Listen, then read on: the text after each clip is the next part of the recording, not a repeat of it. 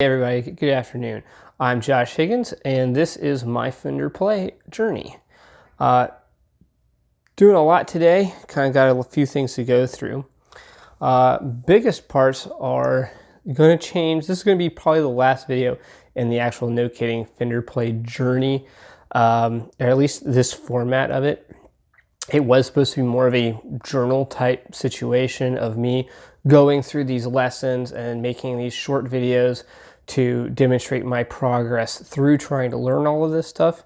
And it seems to have devolved more into just a review of Fender play, which wasn't really the original goal. And honestly, I think the first couple of videos pretty did a good job of giving a overall review of the topic anyway. So now this really is just going to be me not talking about every single lesson segment of each level, but me just going through, hey, this is what I learned, this is how I learned it, and then going through each of the song segments for that level, and not only doing one video per level of these songs and showing what is in that level, but actually showing my progress through them. And so these videos are going to be a little more redundant in terms of actually showing me progressing and practicing and doing that stuff. So I hope it actually does turn into more of a vlog, I guess, in that sense. Because yeah, I wasn't, and introducing more concepts than just Fender play, maybe, you know, actually getting into some music history and stuff like that I'm actually, you know, really into, and what is more along my track most of the time, to be honest. So we'll see how that goes. Hopefully that all goes in a positive direction. We got a lot in this video, actually. We're going to be going over Bob O'Reilly by The Who, the Fender play segment, and then a couple other songs, and then closing out with some Creedence Clearwater Revival, Bad Moon Rising. So that should be pretty awesome. So going into this new format, let's go with what kind of went over in this level. Some warm-up, did some really nice, I really do like the fact that the Fender play has the string warm-up stuff. You know, just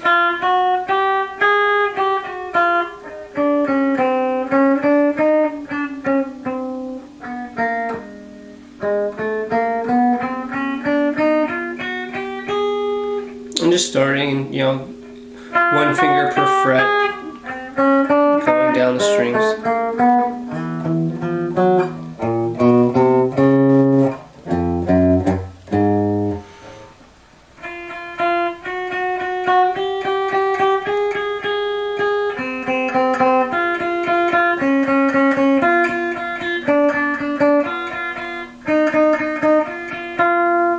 And practicing up on this end of the neck just really does help your stretch, because if you can do things up here in the first 4 frets, chances are you can, you know, mimic that action on as that fret distance gets shorter and shorter. So I think that really helps people a lot. Mainly, it's like stretching with any other workout. No other workout, you're going to go to the gym, whether or not you're going to go run or you're going to go do weightlifting or whatever else you're planning to do at the gym, you wouldn't do those things, or at least I hope you wouldn't do those things, without doing a proper warm-up first. Warm up, a little bit of stretching, and then doing your exercise, and then doing cool down as well. Please take your guitar practice just as seriously as you would a, you know, more consistent physical workout, where you're going to warm up your hands and you're going to warm up your fingers, and then you're going to do some quick finger, you know, exercises and stretching. Because as long as you're playing guitar, this is, you know, you want everything to be working as fluidly and as warmly as possible. And that means increasing the circulation in your hands and increasing the little things that we do to help get those bigger stretches. I know especially with Fender play, you know, one of the biggest things I see in the Fender play comments is people having issues with the C chord stretch. And, you know, that is, you know, everybody has issues with C first starting out, because it is definitely one of the weirder hand positions you've got to do with your hand. It really is, I mean, it's a 3 fret stretch at the, you know, longest part of the guitar. So it absolutely is an issue for a lot of people. And if you're not doing things to help your finger stretch a little bit and get that hand stretch in there a little bit, it's only going to stay that way, and you don't want your hand cramping up halfway through while you're trying to play. So that's why these warm-up exercises can really help, doing a little bit of hand and finger stretching after you do your string warm-ups to increase blood flow, increase circulation, and increase, everything else that you would be trying to get better with any other type of stretching before you work out. So rather than continuing to beat that horse, let's move on.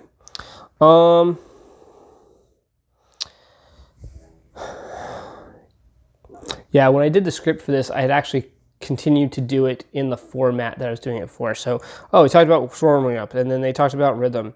And please focus on rhythm before you try to get into excuse me, before you try to get into actually doing solos, or you try to do the lead work or lead lines. Work on rhythm, because if you don't know the pace stuff is supposed to go into, you're going to jump onto a backing track and try to play over a backing track, and maybe you're even playing in the right key and you're playing the right notes, but if the rhythms aren't matching, it's still not going to sound good, and you're still not going to be happy with where you're at. So understand rhythm, understand how it's played, understand how it's written. Whether it's do Fender play or anything else, understand what quarter notes are and half notes and eighth notes and 16th notes and what rests are, and just understand how basic music notation works for the rhythm. Don't have to know how to read notes, but I will never say that that's a bad skill either.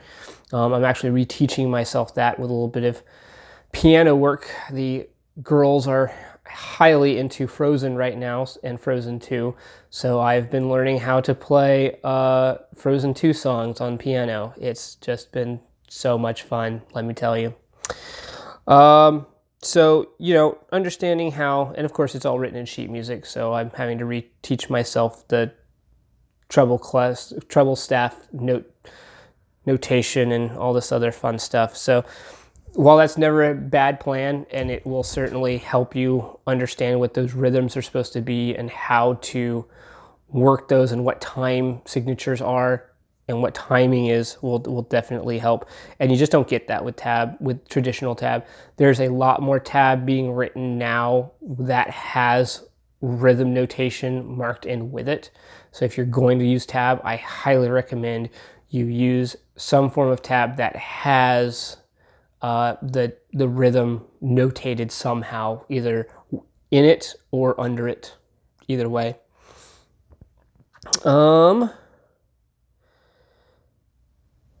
So this level really got into the rock part of it, not just, okay, here's your notes, but here's some actual rock songs. So they were talking about distortion. Great site for learning what distortion is, what the different types of distortion is, and how these things work together to create the specific tone of rock is CS Guitars, is the YouTube channel. Colin is the primary explainer for CS Guitars. He does a great job. He's a blast to listen to. Highly recommend it. But he gets into what the difference is between gain and volume and how those things lead to distortion, and what the wattage of your amp, how that comes into play, and what headroom is, and a lot of stuff that if you never really dug into the electric guitar before, if you're just picking it up and going, this is really cool, how do I make it make new sounds, really explains and helps you understand a lot about the systems that you're actually working with. So CS Guitars, Colin, highly recommend. And yeah, that's about it. So since we're done with that, let's get into actual songs. So first one we're going to be doing is Baba O'Reilly by The Who. It's a very, very simple, basic riff. And we're going to be doing a 0-7-5 on the thickest E string. So 0-7-5.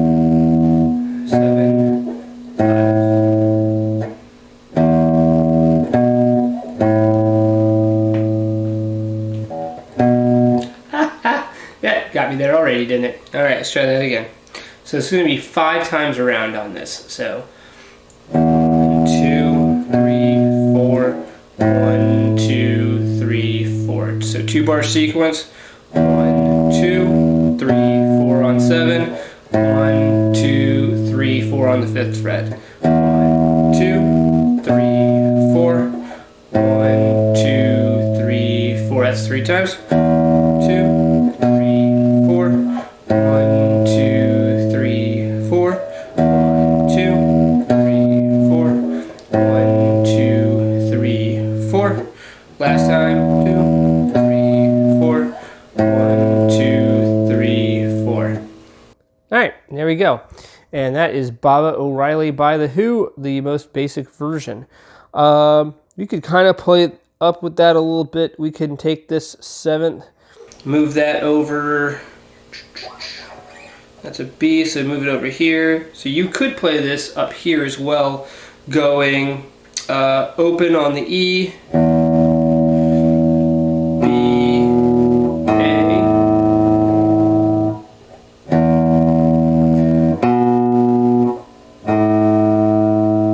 should theoretically be the same notes.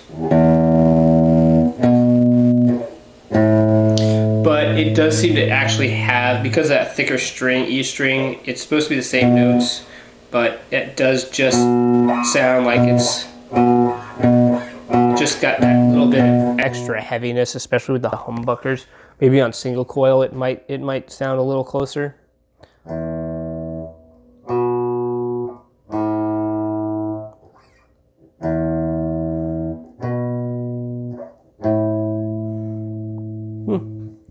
I don't know. We'll see. We'll see what you think and whether or not the various mics are actually picking that up well enough to hone in on. All right. Next, sorry if I'm reaching towards the camera here. We're gonna go with the classic "I Love Rock and Roll" by Joan Jett and the Blackhearts. So this is the first introduction with this song to power chords. So power chords are a very simple sequence of the root note, the 5th, and the root note again. And you can either play a 2-finger version with just the root and the 5th, or you can get that 3rd finger in there for the doubling of the octave. So basically playing the root note twice, but the second one is an octave up.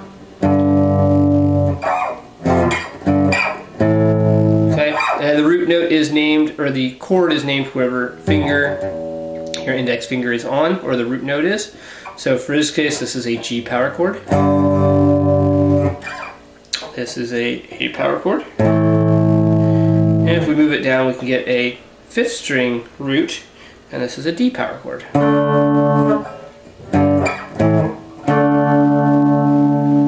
Okay.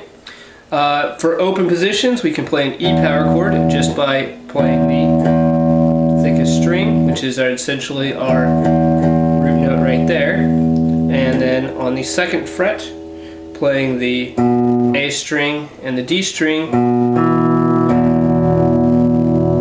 and then moving it down, muting that thickest E string, and then playing the open A, and then 2nd string D and G strings. Okay, so for this song, we're going to be playing twice on E.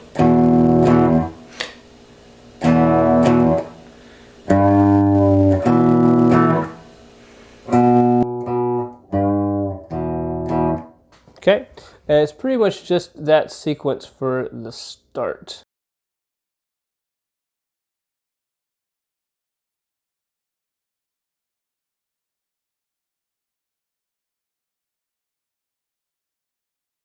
Go through that again.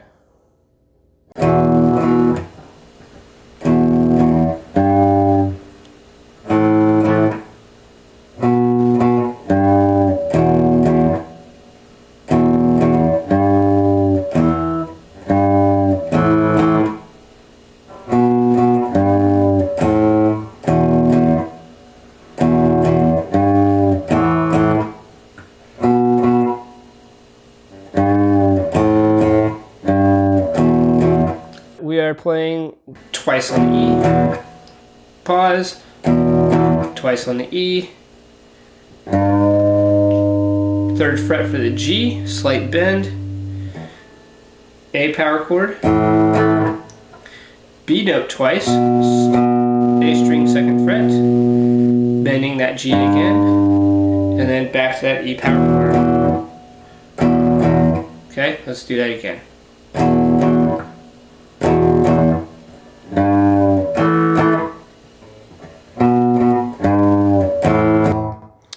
And I see I keep leaving that finger there, so I'm hitting that A when I should be moving it up and hitting that E power chord.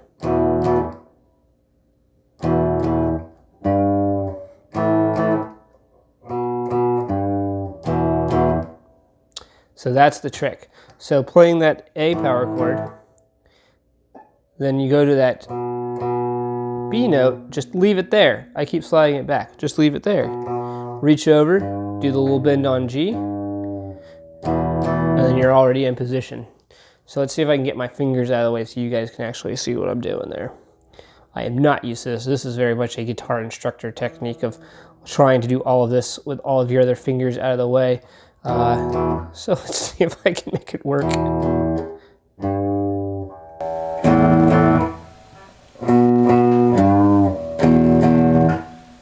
Alright, anybody see that? So.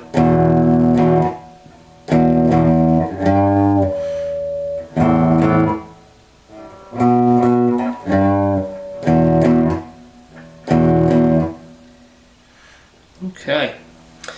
Alright, the next section of this song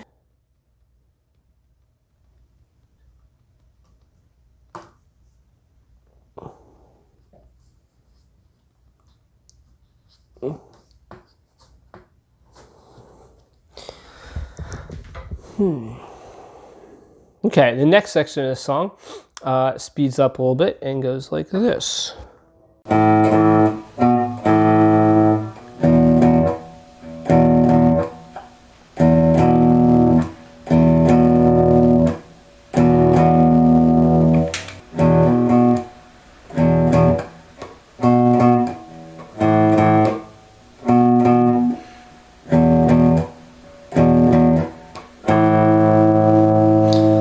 Hang on that A for a couple of days.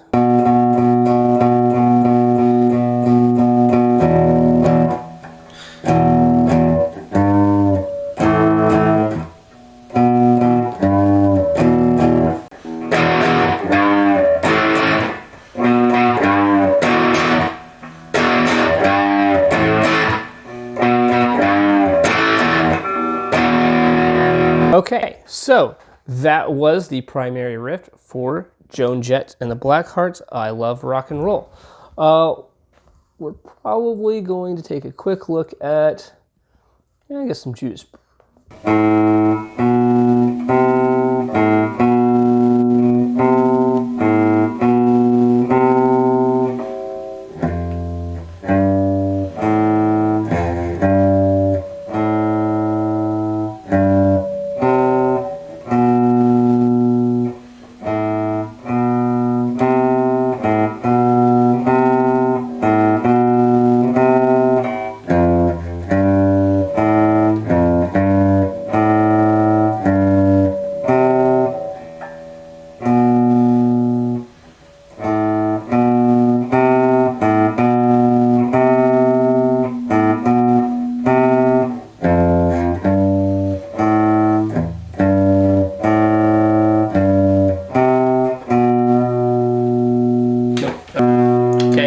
That's a pretty basic version of it.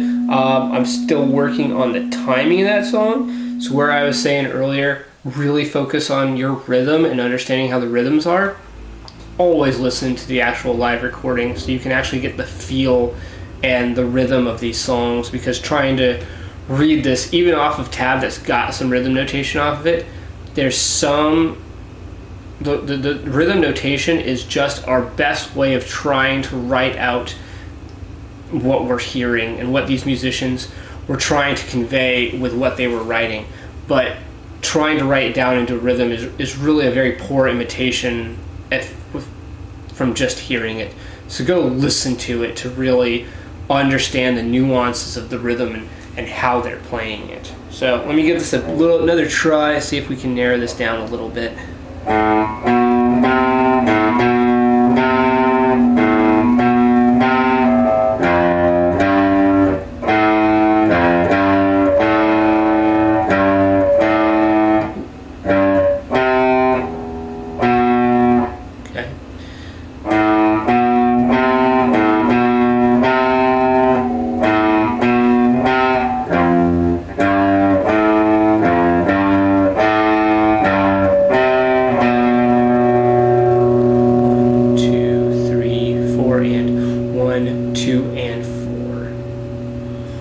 So 1, 2, 3, 4 and 1, 2 and 3, 4. 1, 2, 3, 4 and 1, 2 and 3, 4. Alright, so that's a little tricky. So the first bar and the third bar have one pattern, and the second bar and the fourth bar have the other pattern, and then it repeats. So 1, 2, 3, 4, and 1 and 2, 3. Let's try that again. 1, 2, 3, 4.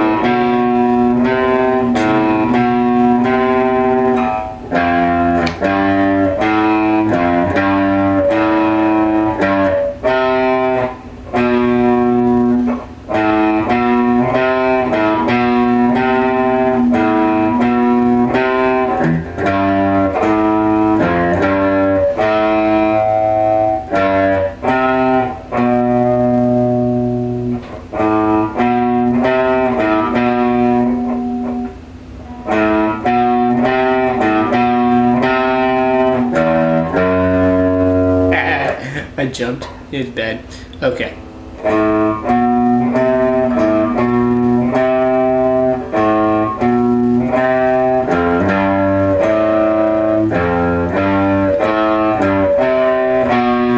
Alright, here we go. This is the fun part for the day. Bad Moon Rising by Creedence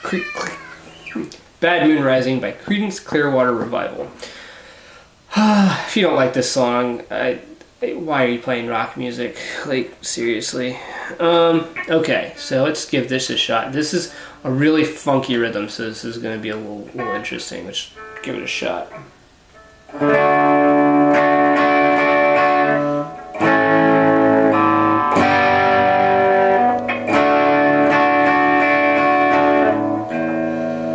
So the intro to this starts out pretty simply. It's going to be a D chord, 2 count, 1, 2, then 1 and 2 and 1, 2, 3 and 4 and 1, 2 on the A, 1, 2 on the G, back to D. 1, 2,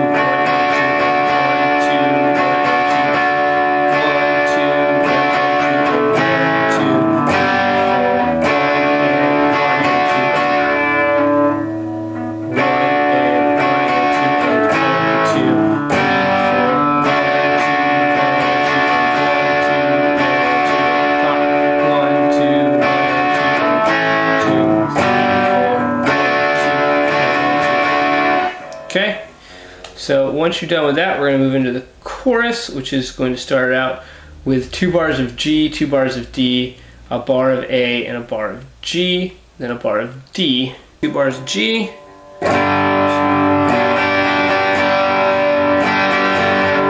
bars of D, 1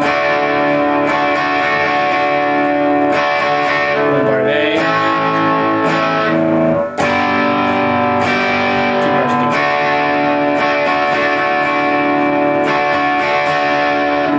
And then the verse is 1 bar of D, A, G, and then 2 bars of D again, all repeating.